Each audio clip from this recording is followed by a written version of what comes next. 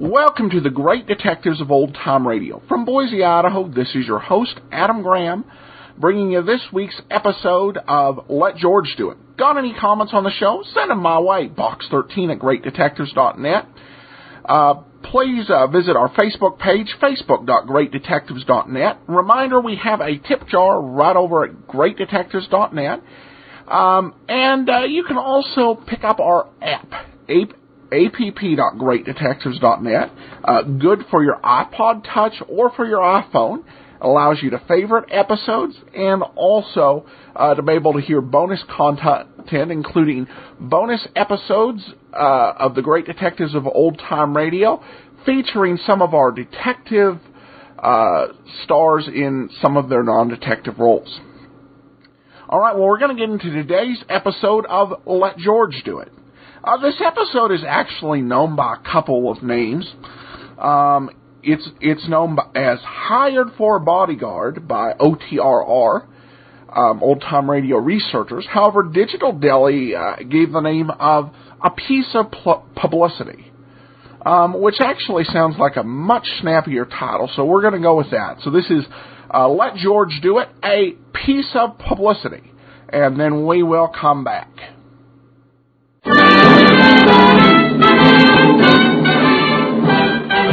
Standard of California, on behalf of independent Chevron gas stations and Standard stations throughout the West, invites you to Let George Do It. Another adventure of George Valentine. Personal notice, danger is my stock and trade. If you need confidential help with anything you can't tackle alone, you've got a job for me, George Valentine. Write full details.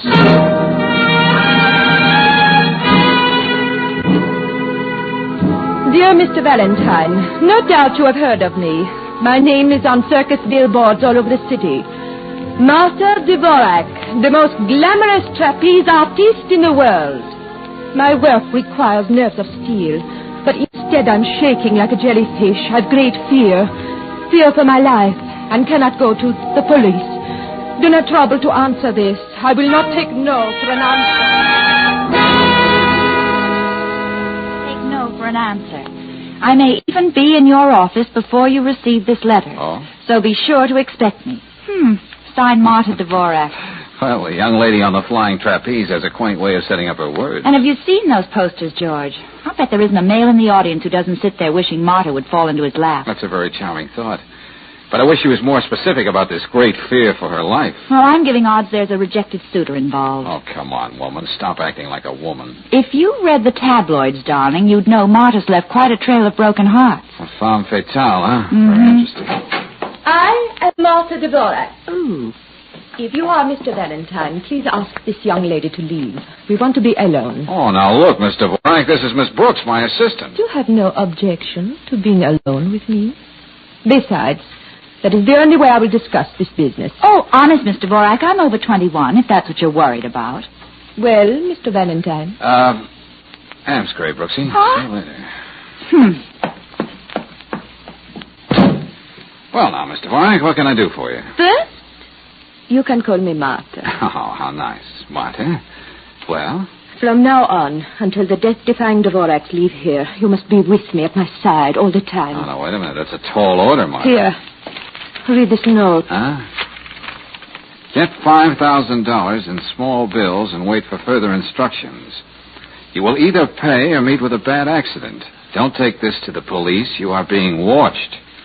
Well, that's certainly to the point. So you see, I'm helpless, George. I'm like a little girl in a bad dream. Yeah. And as I get it, you want me to act as your bodyguard. Yes. You will bodyguard me every minute. Look, why don't you stick close to your family, the other death-defying Dvoraks? They wouldn't let anything happen to you. My family? They're not my family at all. Oh, well, live and learn. It just looks good on the circus posters. The three others. Sometimes I think they hate me. Oh, they're jealous. They know the people come to see me and not them. I see what you mean. I do not even stay at the same hotel with them. I've rented a little house up in the canyon. Well, look, this may turn out to be just a crank note. The words are all cut out of magazines and newspapers. Somebody wishes to see me die, crushed, defeated.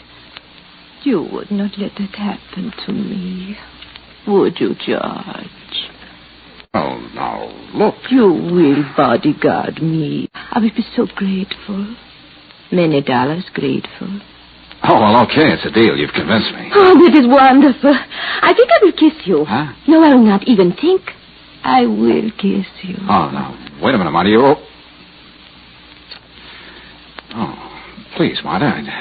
I'd rather have you as a friend. Oh, you're cute, George. Always you joke. Yeah. Now, what are your plans for the day? I have a rehearsal right now at the circus. Will you meet me at the matinee? Yeah, I'll be seeing you. Come early so you can see my act. Oh, sorry.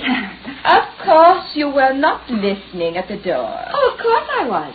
In fact, I was peeking through the keyhole. Really? Au revoir, George. Yeah, so long. Well, Casanova? Oh, that kiss. Well, you know, Brooksie, these artists, so impulsive. Nice fight you put up.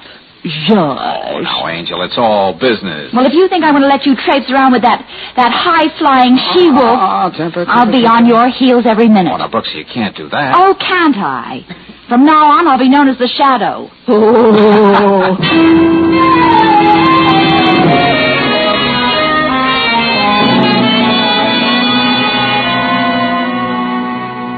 Well, Miss Brooks, after you phoned, I made a full check on the Dvorak dame. I want to find out, Lieutenant Riley. Your little hunch was right. She's playing your boyfriend for a patsy in a little game known as space grabbing. Publicity. I see. She's either pulled or tried to pull this threatening note gag in every city where the circus stopped. She was driving the police nuts till they got wise to her. Yeah. But if I know George, it won't make any difference to him. He's as stubborn as a tray of ice cubes. He keeps saying, but suppose this note is on the level. Well, cheer up. Nobody's going to take away Valentine's Dick Tracy button just for looking for a boogeyman who isn't there. Yes, but, Lieutenant, he's no more than a hired man with nothing to do.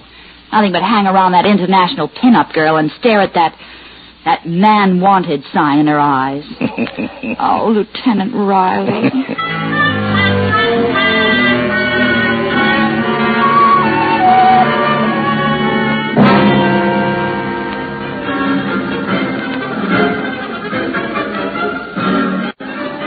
I know it's almost time for your act to go on, Mr. Dvorak. Whatever you want to know about little Martha, I can tell you, Mr. Valentine. People think I'm her father. Well, I am her father confessor, her teacher, the great Leo Dvorak, who taught her everything she knows today. Yes, but about that note... I'm heartsick about Martha. After everything I've done for her, she's thinking of leaving the act and going to Hollywood. The thought is not easy to bear. But, of course, I wish her all good luck. Of course I do.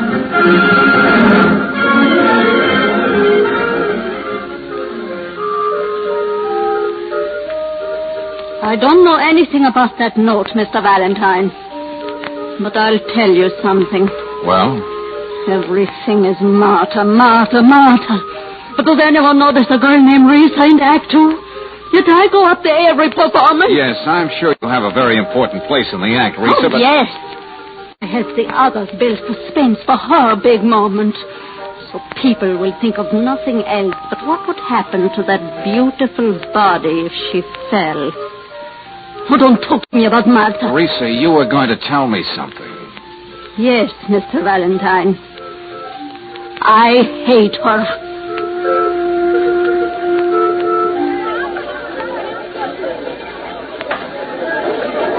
Yes, Mr. Valentine. I'm the one who catches Martha up there. Yes, Dorian, Leo told me. I have her life in my hands.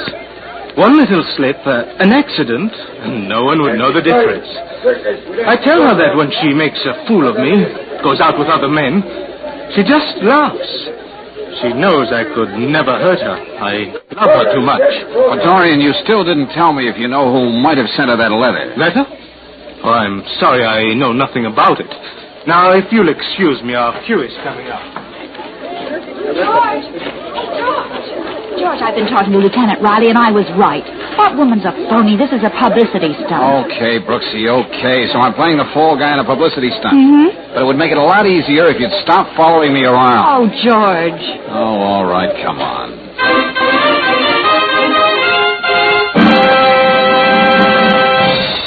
Ladies and gentlemen, your attention, please, for the thrilling highlight of the afternoon. That sensational European act. A breathless duel with the law of gravity.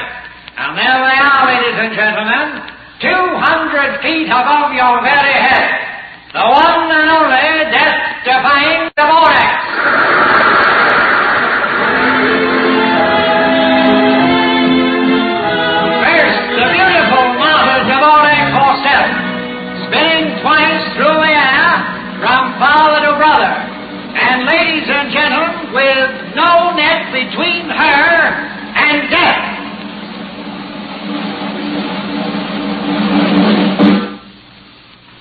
George.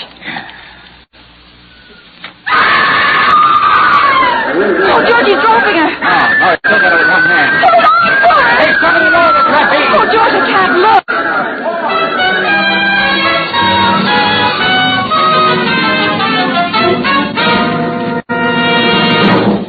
I was on the trapeze above her. I saw when Dorian reached out to catch her, she deliberately slipped one hand out of his. You don't know what you're saying. Crazy. Teresa is right, of course. Martha. That is what I did, exactly. Just one hand, Martha. I might have dropped you. No, darling. You would have let your arm come off before you let me fall. When will you learn to think of the act? The act? All those thousands of people will never stop talking about what they think nearly happened to me. And tomorrow, the newspapers, they will be beautiful. Shall we go, George? Alley up, Miss Dvorak. All I can get is a nervous breakdown.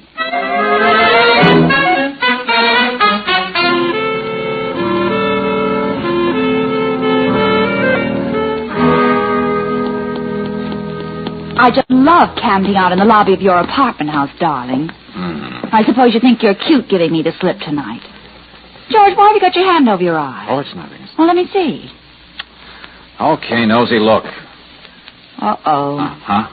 A black eye, an overgrown mouth. Oh, I can see that, but where did you get it? Well, it seems someone else besides you decided to follow me. Oh? And after I dropped Marta off at the canyon, he caught up with me. Who's he? Oh, I don't know, Angel. I was tripping gaily past a dark alley, and I encountered a king-size fist. Well, I wouldn't put it past Marta to have someone pop you like that, just to keep you interested till the circus leaves town. Well, Brooksie, you'll be happy to know I told Marta I was off the merry-go-round. Well, it took you a week to say uncle, but congratulations. George.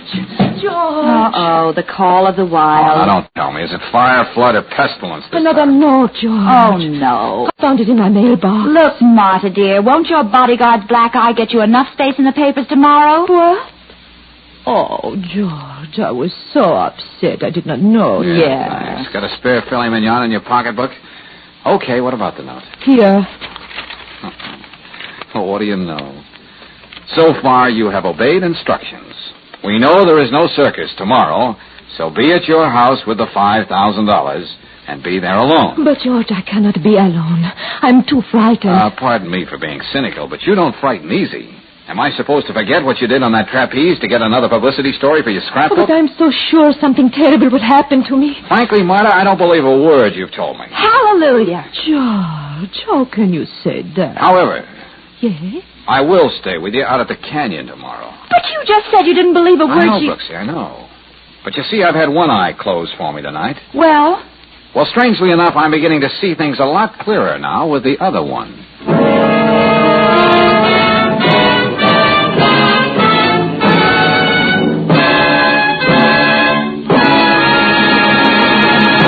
We'll return to tonight's adventure of George Valentine in just a moment. Meanwhile, a word about summer car care.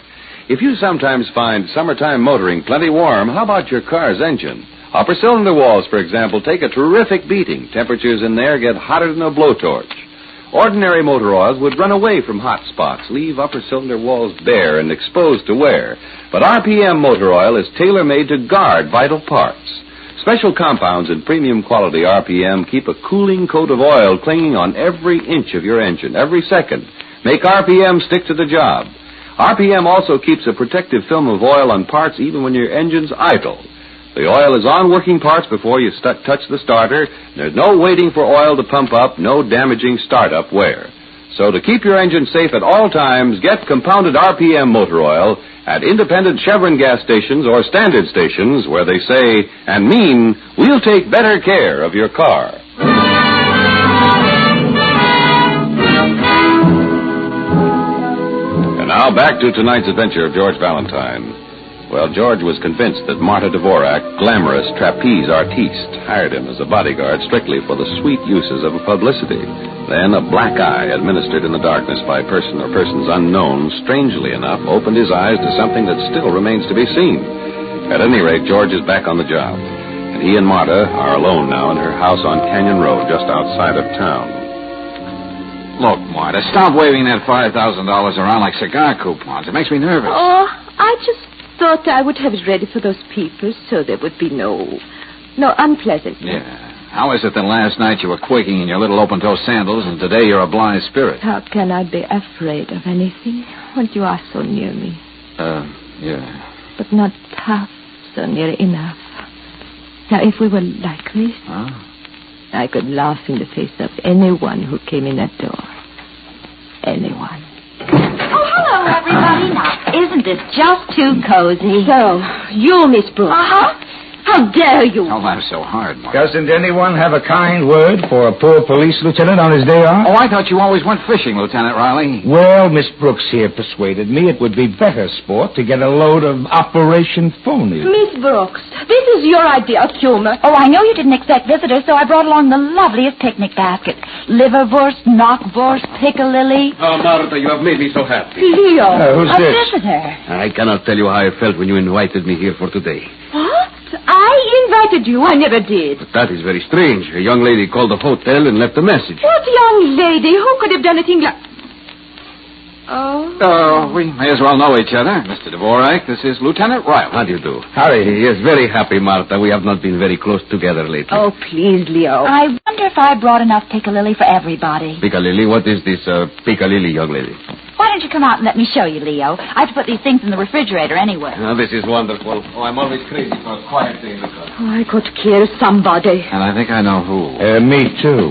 Well, Marta, here I am. Dorian, not you too? And Risa? Yes, I met Teresa getting out of a cab when I drove up. And I got your message inviting me to spend the day here. I decided No, to I come. will kill Just somebody. to see what it is you're up to now. But these people, Marta, we were going to be alone. On the phone, that's what the young lady said. Oh, now there's a young lady who gets around. Are you again making a fool of me, Marta? Please, Dorian, not one of your scenes. This fresh country air. Congenial company. Yes, Valentine, I think this is going to be a day to remember.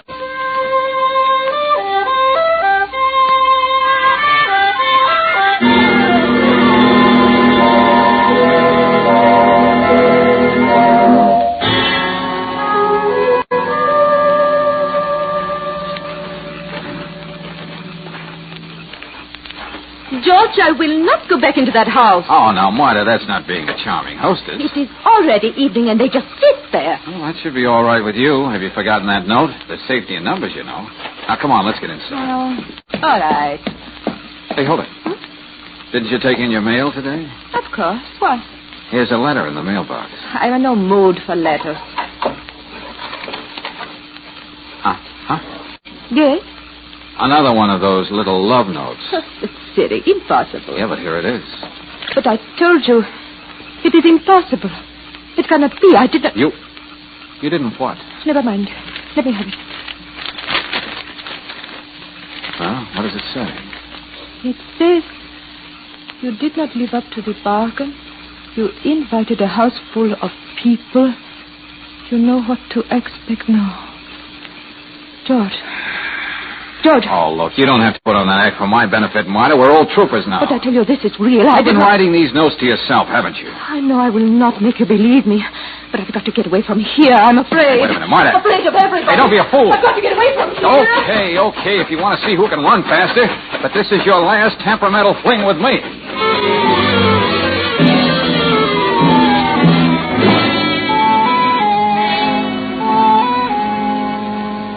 Oh, look, Miss Brooks, look, I pounded the beat for 15 years before I became a lieutenant. My feet hurt. They're killing me. Come on, let's get back to the house. But Lieutenant, George and Maud have been away so long, I'm really worried. Yeah, worried they're smooching somewhere. Oh, maybe George was right and those notes weren't phony. Anything connected with that dame has to be phony. Now, come on, let's get back to the house. Oh, okay. Well, let's take one look up here in the lemon grove. All right, but take it easy. Wait till I put the flashlight on. Lieutenant! What? Look, over there. Valentine. George! Wait till I have a look at him. Hello, everybody. Oh, George. I was just thinking of getting up anyway. What happened? I was with Marta, trying to talk some sense into her. Yeah? Suddenly somebody staged an atomic test right in back of me. That's all I know. Hey, where is Marta anyway? Here's your answer. She's right here. How is she? I'll tell you in a minute. George, look, that money scattered all over her. Well, Lieutenant? She's dead. Strangled to death.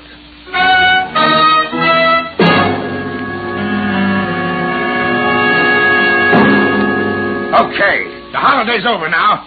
Now you better get ready to answer a few questions. George, you want me to get you something to your head? Yeah, no one, Brooksie. Well, we'll start with you, Leo. You admit you were out of the house when someone ran berserk in the lemon grove. Yes, I began to worry about my little Martha. I walked everywhere looking for her. She meant so much to me. Oh, admit it, Leo. You knew that without her there would be no act. That's all she ever meant to you. Didn't you happen to be outside too, Risa? What have you got to say? I can afford to be frank. I kept walking and walking, trying to forget how much I hated her. As long as we are all being so honest. Dorian, why do you not tell the lieutenant what you were doing out of the house? Tell him how jealous of Martha you always were. Well? Why not? Everyone knows about it. I loved Martha, and I was jealous of every move she made. Jealous of every moment except when she was flying through the air, her hands reaching for mine. Depending on me, of all men. I would never see her hurt. You remember when she said that, Valentine? Yeah, I remember. What about the question, Dorian? Why did you leave the house? Where did you go? Looking for Martha. We didn't have a minute together all day. She was always with Valentine. Oh, fine. Everybody's out for a walk when mayhem breaks out. You aren't even listening, George. Doesn't any of this interest you? Brooksie? What are you doing with your nose in that magazine? Oh, it's the show world. Huh? I've learned some fascinating things from it. Oh, meaning what? Well, for instance, Brooksie and you were right, Lieutenant. Martha did send herself those 2 notes. You mean 3 notes, don't you? The 3rd note was the real McCoy, Lieutenant. Eh? For business. What? And you found that out just looking at Martha's legs in that magazine? Well, in a way, Brooksie. Now, here. Just take a look at these 3 notes. I'm all eyes. What about them? All addressed to Marta Dvorak. Yeah, Canyon Road 58. Canyon Road 58 and 58 Canyon Road. That's a what? Now, take a close gander at this 3rd note. The words for it were cut out of this page of the Show World magazine. Well, so what? That's right. I turn over said page, and presto, we have a full-page photograph of Marta herself. Yes, one of the most beautiful she ever took. But what are you trying to say, Mr. Valentine? This magazine was sent to Marta. Knowing her as well as we all do, I doubt that we can imagine her cutting up a picture of herself. Not in a million years. That is right. She kept scrapbooks of the smallest items about herself. She lived on publicity. All right, so So you what? see. That's why she was so terrified when she received that 3rd note. It was one she didn't send to herself. Any ideas who did? Ideas? The way I feel? No, Lieutenant. It's all yours from here on in. Stepping aside, George?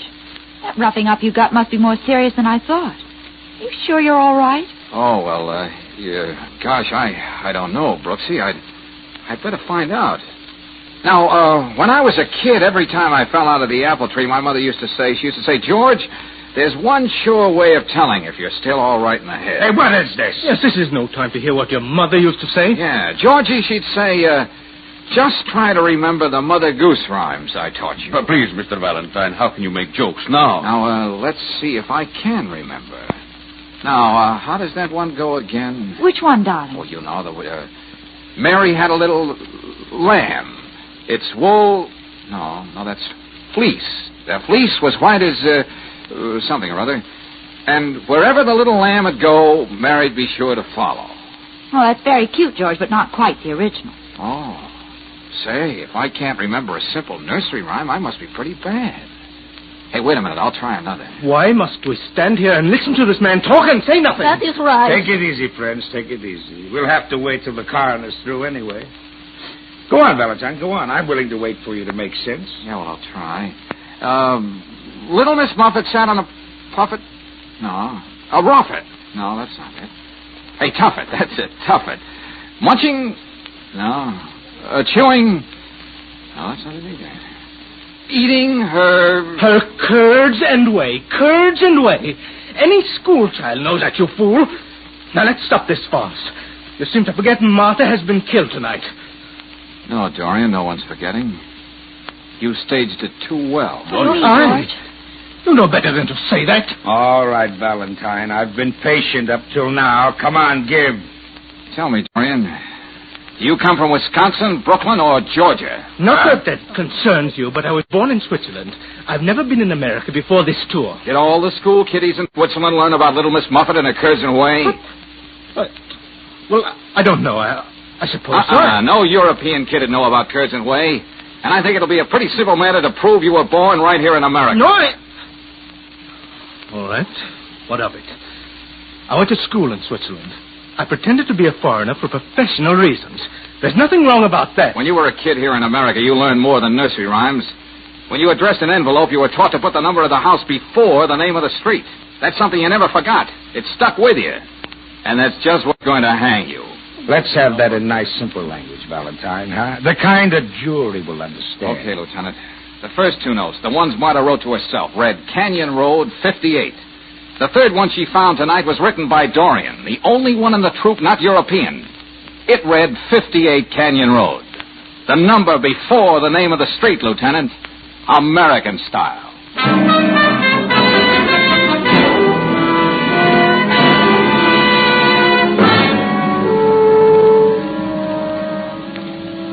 You know, Valentine, in my job, I see a lot of human nature, but this Dorian guy is a breed all his own. No, it was Marta I couldn't understand. Now I feel sorry for her. I think I know what you mean about Dorian, Lieutenant. He had every chance to kill her when he was up there on the trapeze and get away with it. Instead, he writes that letter and makes a super production out of it. Jealousy. Had it bad, Lieutenant.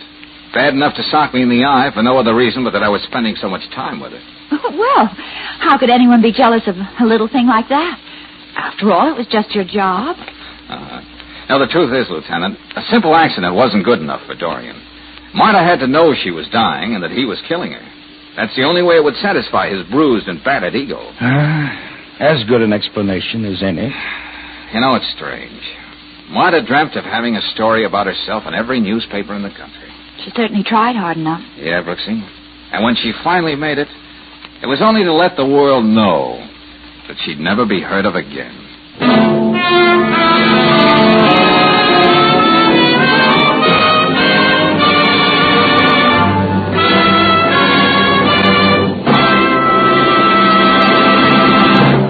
If your car's battery has been acting like a mule, temperamental and balky, here's an easy way to cure it.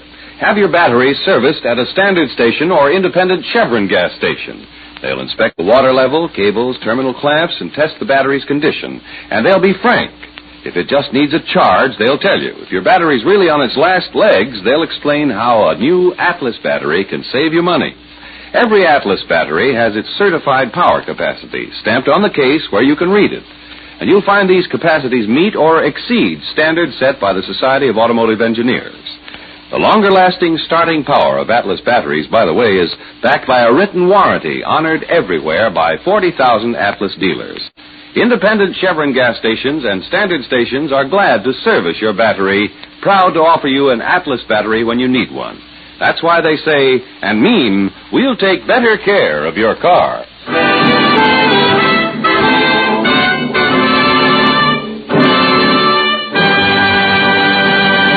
Next week, when you tune our way for another adventure of George Valentine, you'll hear... I got here as soon as I could, Brooksie. Edward's still in the club there? Yes, George, and getting very fidgety. All right. Are you sure about that check he's carrying? Of course. I saw the signature, Agnes Ebersole. Good. Now go back inside and stick right with friend Daniel. But what are you going to do, George? Oh, that's the surprise, Angel. But hold your hat. Because in just about 5 minutes, I'm going to start the biggest commotion that nightclub has seen in years.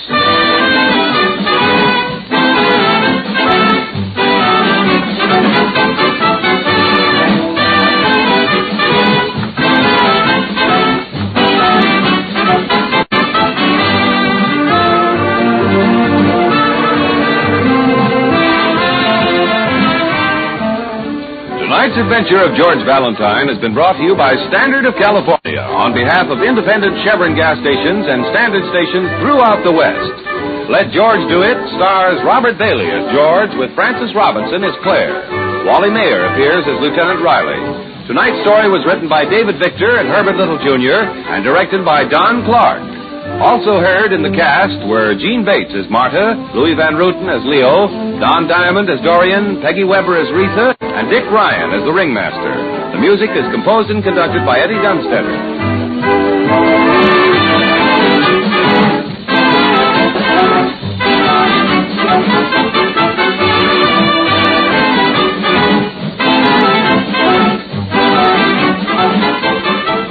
If it's safer, it's better. This is the key to accident prevention in Western living.